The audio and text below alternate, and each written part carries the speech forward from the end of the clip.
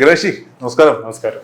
ഈ സ്നേഹയാത്ര, BJP-യുടെ സ്നേഹയാത്ര നമുക്കറിയാം, കൂടുതൽ കൃസംഖ്യകളെ ഉണ്ടാക്കാനൊക്കെയാണെന്നാണ് വിമർശകർ പറയുന്നത്. എന്നാൽ പോലും അതൊരു നല്ല സന്ദേശമാണ്. അതിന്റെ ഉദ്ദേശ ലക്ഷ്യങ്ങൾ എന്തോ ആയിക്കോട്ടെ, അതൊരു നല്ല സന്ദേശമാണ്. ഈ സ്നേഹയാത്രയുടെ അവസാനം തൃശ്ശൂർ മേയർ MK വർഗീസ് BJP-യിലേക്ക് പോരുമോ എന്ന ചോദ്യം പലയിടങ്ങളിൽ നിന്ന് വരുന്നുണ്ട്. സുരേന്ദ്രൻ അദ്ദേഹത്തെ വീട്ടിൽ പോയി കാണുന്നു, സ്നേഹം കൈമാറുന്നു. ചോദിക്കുമ്പോൾ അദ്ദേഹം എൻ്റെ വീട്ടിൽ വന്ന് കണ്ടിട്ടുണ്ടെന്ന് പറയുന്നു. ഈ MK വർഗീസിന് ഇച്ചിരി സുരേഷ് ഗോപിയോട് അടുപ്പവും സ്നേഹവും കൂടുതലാണെന്ന് പരക്കെ പറയുന്നുണ്ട്. തൃശ്ശൂരത്തെ ഇടതുപക്ഷത്തിന്റെ നേതാവ് സുനിൽകുമാർ സത്യം പറഞ്ഞ ഈ ഒരു വിഷയത്തിൽ വലിയ അതൃപ്തി പ്രകടിപ്പിച്ചു. എന്താണ് തൃശ്ശൂരിൽ സംഭവിക്കുന്നത്? തൃശ്ശൂരിൽ BJP ഒരു മേൽക്കൈ നേടുന്നു എന്ന് വേണമെങ്കിൽ നമുക്ക് പറയാം. ഒന്ന്, BJP-യുടെ സ്നേഹയാത്ര എല്ലാ ക്രൈസ്തവ ഭവനങ്ങളിലേക്കും എത്തിച്ചേരണം എന്ന അവരുടെ ഒരു സ്ട്രാറ്റജി, അത് ഇവിടെ ഫ്രൂട്ട്ഫുൾ ആവുകയാണ് ചെയ്യണത്. കാരണം അവർക്ക് ഇവിടെ മേയറെ തന്നെ സ്നേഹയാത്രയിലൂടെ പാർട്ടിയിലേക്ക് കൊണ്ടുവരാൻ സാധിച്ചാൽ അതിന്റെ കോൺസിക്വൻസ് വളരെ വലുതായിരിക്കും കേരളത്തിൽ മുഴുവനും. ഒന്ന്, ഇദ്ദേഹം CPM-ന്റെ ഒരു കാൻഡിഡേറ്റ് ആണ്, ക്രിസ്ത്യാനിയാണ്. അപ്പോൾ അങ്ങനെ ഒരാള് BJP-യിലേക്ക് വരുമ്പോൾ നാച്ചുറലി BJP-ക്ക് 6 അസംബ്ലി കോൺസ്റ്റിറ്റ്യുവൻസീസിൽ ലീഡ് ഉണ്ടായിരുന്നു ലോക്സഭ ഇലക്ഷൻ 2024. ഗുരുവായൂർ ഒഴിച്ച് ബാക്കി 6 എടുത്തു. അപ്പൊ തൃശ്ശൂർ ഉൾപ്പെടെയുള്ള സ്ഥലങ്ങളിൽ BJP-ക്ക് ഇപ്പോൾ ഒരു അപ്പർ ഹാൻഡ് ഉണ്ട്. പ്രത്യേകിച്ച് നമ്മുടെ സുരേഷ് ഗോപി അത്രത്തോളം ജനങ്ങൾക്ക് സ്വീകാര്യനാണ്. അപ്പോൾ ഇനി 2025 ഡിസംബറിൽ ത്രിതല പഞ്ചായത്തിലെ ഇലക്ഷൻ നടക്കുന്നു. അപ്പൊ കൂട്ടത്തില് ഈ കോർപ്പറേഷൻ BJP-ക്ക് ഈ മജോറിറ്റി വാർഡുകളിലും അവിടെ മജോറിറ്റി ഉണ്ടായിരുന്നു, ലൈക്ക് തൃശ്ശൂര്. അപ്പൊ ഒരു ഭരണമാറ്റം, BJP-ക്ക് അനുകൂലമായിട്ടുള്ള ഒരു ഭരണമാറ്റം തൃശ്ശൂർ ഉണ്ടാകുമെന്ന് പൊതുവെ അവരുടെ ഒരു സംസാരമുണ്ട്. അപ്പൊ അത് ഒരുപക്ഷെ അതുകൊണ്ടായിരിക്കാം. ഒന്ന്, അദ്ദേഹത്തിന് MLA സ്ഥാനാർത്ഥി വേണമെങ്കിലും ആവാം.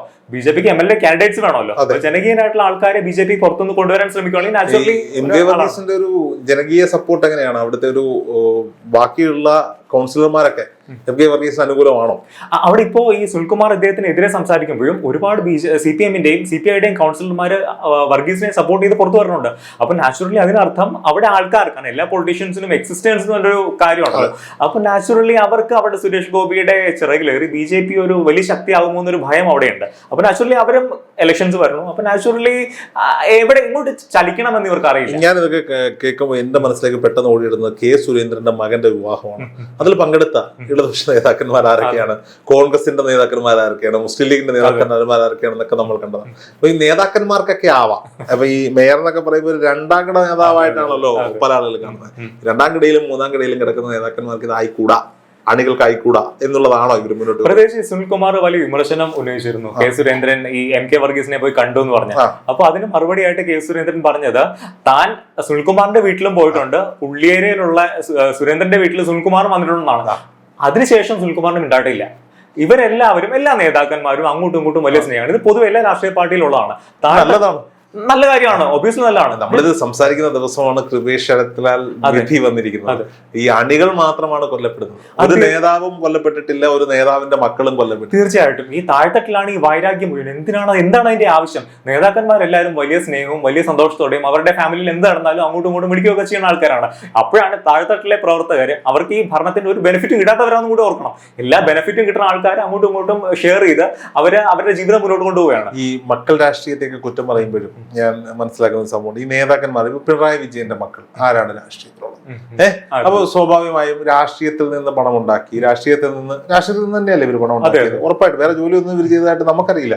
രാഷ്ട്രീയത്തിൽ നിന്ന് പണം ഉണ്ടാക്കി അതിന്റെ ചെലവിൽ ജീവിച്ചു വന്ന കുടുംബാംഗങ്ങളെയൊക്കെ എന്തുകൊണ്ട് ഇവർ രാഷ്ട്രീയത്തിൽ ഇറക്കുന്നില്ല എന്നുള്ളത്. ഇവരെയൊക്കെ വിദേശത്തൊക്കെ കൊണ്ടുപിടിപ്പിക്കുന്നു.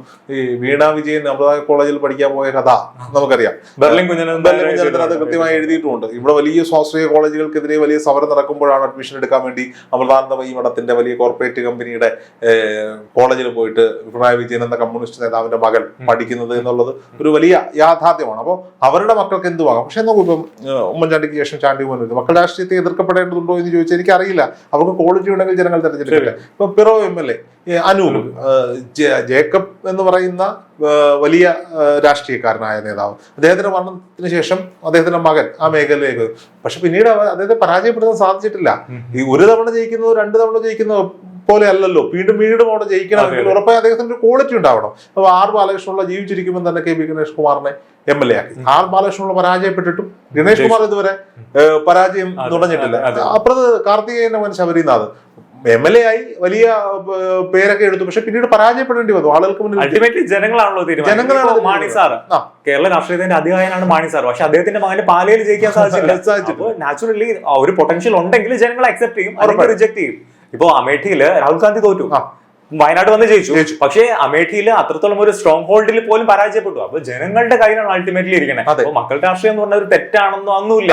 അപ്പൊ ഞാൻ പറഞ്ഞത് ഇവരുടെയൊക്കെ കുടുംബങ്ങളെ ഇവര് സേഫ് ആക്കി നിർത്തി, നേതാക്കന്മാർ തമ്മിലുള്ള ഒരു ബോണ്ടിങ് കൃത്യമായി ഇവർ മുന്നോട്ട് കൊണ്ടുപോകുന്നുണ്ട്. അങ്ങനെ മുന്നോട്ട് കൊണ്ടുപോയിരിക്കുന്ന ഒരു സാഹചര്യം നിലനിൽക്കെയാണ് ഇവിടെ ഒരു നേതാവിനെ കാണാൻ മറ്റൊരു നേതാവ് പോകുമ്പോൾ ഇപ്പൊ ഞാൻ ചോദിക്കുന്നു, EP ജയരാജനെ ജാവദേക്കർ കാണാൻ പോയ സംഭവം അത് വലിയ രീതിയിലുള്ള വിമർശനം. പിന്നീട് എന്തുണ്ടായി? EP ജയരാജനെ അവഹേളിക്കാൻ പറ്റുന്ന രീതിയിലൊക്കെ ഇവർ അവഹേളിച്ചില്ലേ? LDF കൺവീനർ സ്ഥാനത്ത് മാറ്റി നിർത്തില്ല, എന്നിട്ടും അദ്ദേഹം BJP പോയിട്ടില്ല.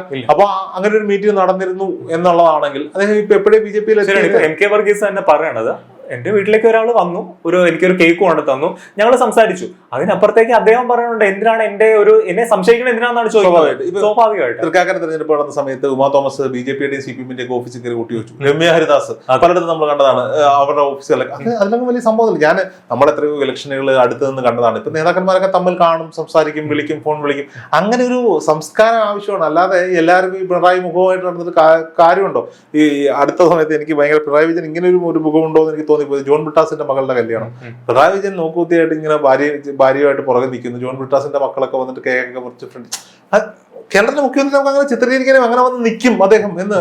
അപ്പൊ അദ്ദേഹം മറ്റൊരാളോട് കാണിക്കുന്ന സ്നേഹമായിരിക്കും, സ്നേഹമായിരിക്കും. ഇതിനെയൊക്കെ അങ്ങനെയാണ് കാണുന്നത്. അല്ല എല്ലാം ഈ പിണറായി സുധാകരൻ സ്റ്റൈലിൽ എടുക്കാനുള്ള കാര്യമുണ്ടോ എന്നുള്ളതാണ്. പക്ഷെ സുരേന്ദ്രന് വ്യക്തമായ രാഷ്ട്രീയ ലക്ഷ്യങ്ങൾ ഉണ്ടാകും, നാച്ചുറലി. അപ്പോഴും ഈ സുനിൽകുമാർ, പക്ഷെ ഇത് പബ്ലിക്കിൽ വരുമ്പോഴത്തേക്ക് തോറ്റ ഒരു സ്ഥാനാർത്ഥിക്ക് ഇപ്പോഴും ആ തോൽവി ഉൾക്കൊള്ളാൻ സാധിച്ചില്ല. അവിടെ നെഗറ്റീവ് വരുന്നത് സുനിൽകുമാർ തന്നെയാണ്. അദ്ദേഹം BJP-യിൽ പോയി കഴിഞ്ഞാൽ കമ്മ്യൂണിസ്റ്റ് പാർട്ടിക്ക് ഒരാളെ കിട്ടില്ലേ? കമ്മ്യൂണിസ്റ്റ് പാർട്ടിക്കും CPI-ക്കും കോൺഗ്രസിനും എല്ലാത്തിനും ആളുണ്ട്. ഒരാൾ അങ്ങോട്ടും ഇങ്ങോട്ടും പോയി കഴിഞ്ഞാൽ പ്രത്യേകിച്ച് ഒന്നും സംഭവിക്കാൻ പോണില്ല. അപ്പൊ അങ്ങനെ ചിന്തിക്കാതെ ആവശ്യമില്ലാതെ ഇങ്ങനെ ഒരു മെഗാ സീരിയൽ പോലെ ആക്കുന്നതിനോടാണ് പബ്ലിക്കിൽ ഇതിന് ഒരു ഇത് വരണത്, നെഗറ്റീവായിട്ട് വരുന്നത്. അപ്പൊ നാച്ചുറലി സുനിൽകുമാറിന് സുരേന്ദ്രന്റെ വീട്ടിൽ പോവാം, സുരേന്ദ്രന് സുനിൽകുമാറിന്റെ വീട്ടിൽ പോവാം, അതിനൊന്നും ഒരു കുഴപ്പമില്ല. അത് മാത്രമല്ല, ഞാൻ ചോദിക്കുന്നത്, മാതൃഭൂമിയിൽ ഒരു പരിപാടി ഉണ്ടായിരുന്നു. അതായത് ഈ തൃശ്ശൂർ ലോക്സഭാ തെരഞ്ഞെടുപ്പിന് തൊട്ട് മുമ്പ് കുറച്ചാൾക്ക് മുമ്പായിട്ടാണ് പബ്ലിഷ് ചെയ്തതാണ്. VD സതീശനും സുനിൽകുമാറും കൂടി കൃഷിയിടത്തിലൂടെ ലുങ്കിയൊക്കെ കൊടുത്ത ഒരു പരിപാടി. ഞങ്ങൾ ഭയങ്കര സുഹൃത്തുക്കളാണ് എന്നൊക്കെ പറഞ്ഞു. അപ്പൊ ഞാൻ ചോദിക്കുന്നത്, അവിടെ മുരളീധരന്റെ പരാജയത്തിൽ VD സതീശന്റെ പങ്കുണ്ടോ? സുനിൽകുമാറിനെ സഹായിക്കാൻ വേണ്ടിയിട്ട് ഓട്ടമറിച്ചോ, പക്ഷെ സുരേഷ് ഗോപിയുടെ കഴിവുകൊണ്ട് അവിടെ ജയിച്ചു എന്ന് വേണമെങ്കിൽ പറയാം. അപ്പൊ ഇതിനൊക്കെ ഇങ്ങനെ കളയേണ്ടുന്ന ഒരു വിഷയങ്ങളാണ്. പക്ഷെ സുരേന്ദ്രന്റെ ഒരു പൊളിറ്റിക്കൽ മൂവ് അവിടെയുണ്ട്. അത് MK വർഗീസിനെ എത്തിക്കാനാണെങ്കിൽ സുനിൽകുമാർ നല്ല നോവേണ്ടത് CPM. സുരേന്ദ്രൻ എന്തൊക്കെ കാണിക്കും എന്നുള്ളത് കാത്തിരുന്ന് കാണേണ്ട കാര്യമാണ്. തൃശ്ശൂരിൽ ഇത് സംഭവിക്കും, നമുക്ക് നോക്കാം.